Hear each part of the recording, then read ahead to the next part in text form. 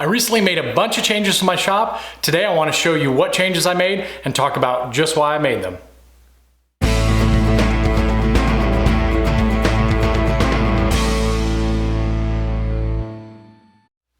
What's going on, everybody? Welcome back. Jason with Bent's Woodworking. If you're new to my channel, go ahead and do me a favor, hit the subscribe button. And if you're not following me on Instagram, go over there and check me out at Bent's Woodworking, and you'll get to see what I do on a daily basis. If you do follow me on Instagram, you know that for the past 45 days or so, I spent my time up at Fort Knox training cadets for cadet summer training, because that's part of my requirements as an ROTC instructor. Well, during my time there, obviously I was not in the shop because I was in Kentucky, and I had a lot of time to think about how I could go about making my shop a little bit more efficient and just really a better setup. And I've come up with a pretty good solution, and today I want to share that with you. Real quick, I just want to show a panoramic view of my shop now since the changes that I have made. And I wanted to start at the front door, so as you come in, I'm just going counterclockwise around the room to show you just exactly how I have my shop currently set up.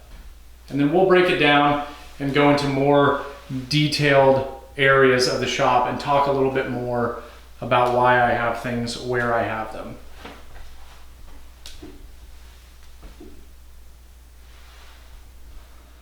If you subscribe to me on YouTube, you may have already watched my shop tour video, and if you haven't, I'll go ahead and put a YouTube card up here in the corner so you can take a look at what it did look like before. But one of the biggest changes that I made, and I honestly think one of the most important changes that I made, was the placement of my assembly table. So now right when you walk in my door, right on the right hand side, I've got my assembly table. And there's a few reasons why I did this, and the biggest reason was previously I had my table saw directly in front of the door. And my mindset behind that was, since I have double doors that can open up, I thought it would be a great idea to be able to open those doors in the event that I cut longer materials. Well, over time, what I found was that I don't really ever have to do that. Yes, there was onesies and twosies that I did have to open up the doors and cut like a long 8-foot piece. But now that I have this large assembly table and I have the track saw and other things like that, I can break all those materials down a lot easier. So my biggest constraint was when I walked in the door trying to finagle the wood around my table saw. Oh, and by the way, right about here is where I had my dust collection drop for my table saw. So it was just kind of a pain because I'm buying really, really long pieces of wood, taking them over to the miter saw, cutting them down. So I thought having my assembly table right next to the door where there's nothing obstructing it, it makes it very easy for me just to open up the doors. I simply put all of my materials that I need to use for a project. So say I'm cutting a bunch of 12 or 13 pieces of whatever, 12 or 13 foot pieces of whatever, I can just simply bring them in, set them on this table. My miter saw is right there. I grab the piece, I cut it, I put my cut pieces back on, and I just continue that process. Where it's really paid off is the handling of sheet goods. So my biggest takeaway was, what can I do to make it easier to get this stuff in here to break down? And to me, the simplest thing was leave this area open, have easy access to a flat surface where I can lay these large materials, and that has especially come in handy when it comes to my sheet goods. So along with moving my assembly table to where I did, obviously I had to move a bunch of other things, and it actually worked out very, very favorably. So right over here, right when you walk in, next to my assembly table, I've hung all of my measuring devices, or the vast majority of them, the things that I use the most. They're all easily accessible right next to the table that I use them at the most. Then moving over here, I've got all of my additional lumber just put up in the corner. I try not to keep a lot of scrap wood just because it just takes up more space. One of the recent changes that I made, instead of storing my sheet goods in the shop, I now store them in my garage, and I just move them over as I need them. Same thing with the long pieces of wood. I simply place them over there. So all of this is essentially offcuts that I will use on other projects. But it's nice because if I have an offcut here or I have an offcut there, I place it here. If I need some wood, I can simply pull it from that corner and it's all right here. The next thing I had to relocate, obviously, was all of my clamps. And I gotta be honest, I like this setup a lot better. If you remember before, I had some clamps on one wall behind it and clamps on another wall to the side of it. It was a little bit further away. So the great thing now is I simply can just turn, grab the clamp that I need, and use it at this table. One of the biggest benefits, I would say, to me moving was my Festool shop vac with the boom arm assembly. So now I've got it against the wall, and I actually have it turned so it's up against the wall. And the nice thing about this is I now have the ability to reach everything at my table without ever having to move this vac. So I have the extended hose. I simply put the boom arm over. It goes to both sides of the table. I'm able to cut all of my sheet goods. I'm able to use my sander anywhere on this assembly table, and I do not have to move my vac at all. So that's another big plus. So overall, moving this here and all of the contents that go along with it has been a huge, huge improvement. And there's no change to what I store in my actual assembly table itself. It's simply got drawers and cabinets that on this side I keep all of my Festool products because my vac is right here and everything is plug and play. And then on that side, I keep other commonly used items, screws, my hand planes, anything like that that I'm gonna use at this table, I keep it all over there. And then the things that I use very, very frequently, I use the Polk style openings, or the Polk style tabletop, and the openings on the side to place those, and I know what each one of those has. Now, as we continue to move around the room, behind me you see my miter saw station, and really I didn't make any modifications to this because it's kind of a permanent thing, and I like where it's at. The only real changes that I did make is I did put my rigid oscillating spindle sander / belt sander up on top of here. I feel like that's probably a good enough area that I won't really have to move it. I don't really take a lot of big things to it. So the location that it is just fine. And I have my shop vac that I use specifically for that. Directly underneath it, I can just attach the hose and it's good to go. But for the most part, nothing has changed. I still use that for all my storage of scraps. What you see behind me is my back wall. Nothing has changed with the location of the bandsaw. It's perfectly fine where it is. However, one change that I did make is I previously, where I have my boom arm assembly for my shop vac over at my assembly table, that is actually where my drill press was. And it just didn't really make a lot of sense to have it over there. I wanted to hook better dust collection up to it. So, and I'll talk a little bit more about the dust collection when we get there, but now it's located near my bandsaw, directly behind my table saw, my joiner, and everything else. All the power tools that I need to use in conjunction with each other are all co-located in one place. Now there will be a change that I will make to that, and that will be, I will build some sort of shelf or cabinet system that will house all of my drill bits, because currently I do not have a solution for that, but that's gonna be coming up soon. Now behind me what you have is the left wall when you walk into the entrance of my shop. No change to where the dust collection placement is. I did move my toolbox back to this wall, which will probably go away. And then I did keep my planer there, and I'll briefly talk about what my original idea was for my planer, but I kept it there because I have the space to do so. And I'll kind of give you a little bit more of an idea of what I'm talking about when I discuss where I move my router table. All right, so to go a little bit more in depth on why I place the planer here. So I place the planer here because it is on a rolling base. So when I need to move it, right now, obviously the toolbox is kind of obstructing it. And in this scenario, one of the pieces that I'm currently working on is obstructing it. However, my idea behind this is that I can simply put it on the rollers, move it out slightly. I have all the space up to about 8 or 9 feet behind it. I have about 8 or 9 feet in front of it, because when this piece that I'm working on currently is not here, it's actually wide open. And my original idea was that I was going to place a workbench against that wall in the corner, but I'm starting to second guess that, and I'm not 100% sure that I'm gonna use that. So for right now, it's just an open space that allows me to have that movement, or that room on the back end.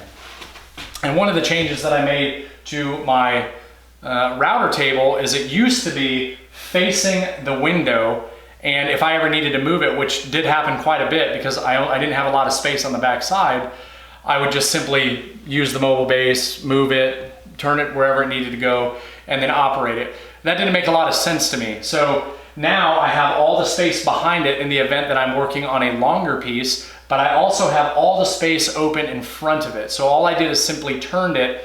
So now I have nothing but open space on both sides, and the back side of it is offset from the wall to allow for, if I needed to move my Incra fence all the way over, there's enough space to accommodate that. So the location that it is now offered me all this additional space in this area, and it's really worked out great. Before we talk about the next group of tools, I just kind of want to show it from a distance. So you see I've got my joiner there co-located with my table saw and now my much smaller outfeed table. So let's go ahead and get in closer for a more detailed explanation and look of why I placed this stuff there. So in terms of my table saw, notice how the door is essentially in line with the blade. So the reason I placed it there is in the event, just like with the double doors, that I needed to open those doors in order to cut something larger, I have that ability now because I have that rear door. Now I've still got about 8 feet from the blade, from the start of the blade to that back door. So again, it probably will very rarely ever happen. However, I do still have that ability. And so I placed it here for another major reason. Is my main entrance is behind where the camera is right now, and I have double doors that are glass. And what would end up happening is people would come over to visit, or my wife might come over, and she knows obviously not to bother me while I'm using power tools, especially the table saw. But there were times where I'd be cutting something and I would stop and I'd turn around and it'd scare the hell out of me, to be completely honest with you. So I wanted to be facing that door so I could see anybody that's coming. So there's just absolutely zero chance that I'm gonna be startled by anything. So that was my big reason for turning the table saw around the other way.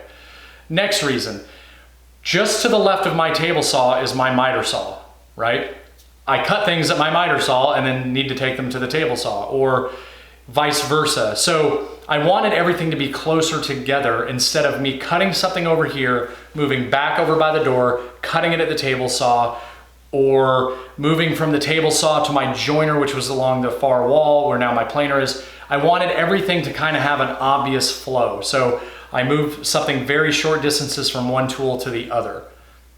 The next big change that I did is my outfeed table.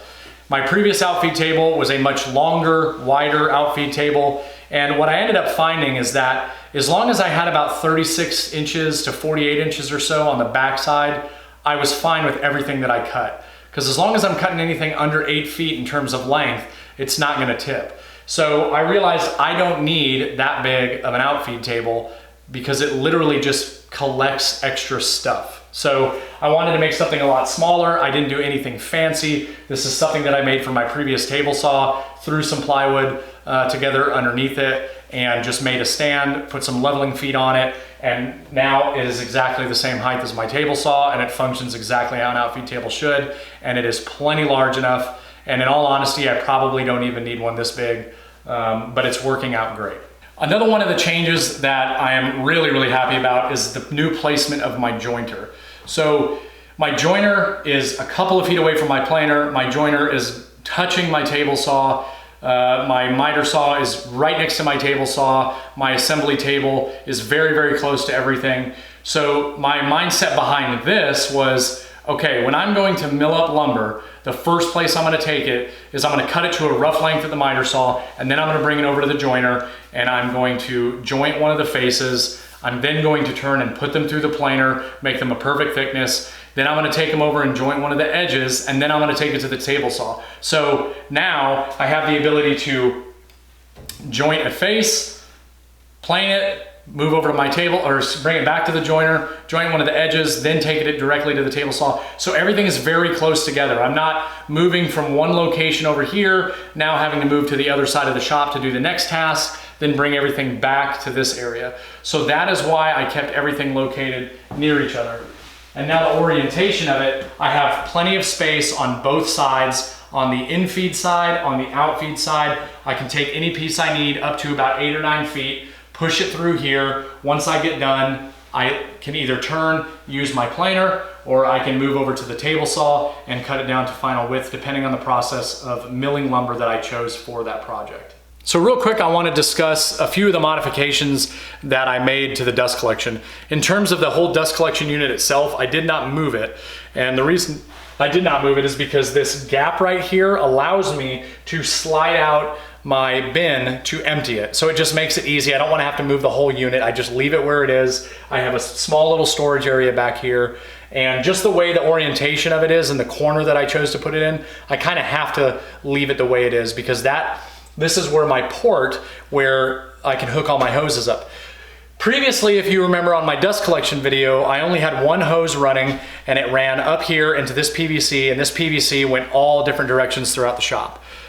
For the most part, the suction and everything was great. I was extremely happy with it. However, the only location where I felt like it really did bog down was in the far corner where my drill press was, and I have dust collection hooked up to my drill press. It just, I made a modification, or I made an error when I was creating it, and I had a floor sweep down at the bottom, long story, but I went ahead and took care of that problem by completely removing all that duct work, where all of my runs are all extremely short now, with the exception of the router table is the longest run, but there is absolutely zero loss in performance. So now I have 3 different hoses for different reasons coming out of the 8-inch port that has a cap on it that allows for 3 4-inch ports. So now I'm using all of them, and they're all obviously on a blast gate system. So the change that I made is I now have one that is dedicated, which you see right here, to nothing but my drill press. Now that's excessive, but I have that additional port, and what I will tell you is that now that suction power on my drill press on the little drill NATO device that I have is pretty remarkable.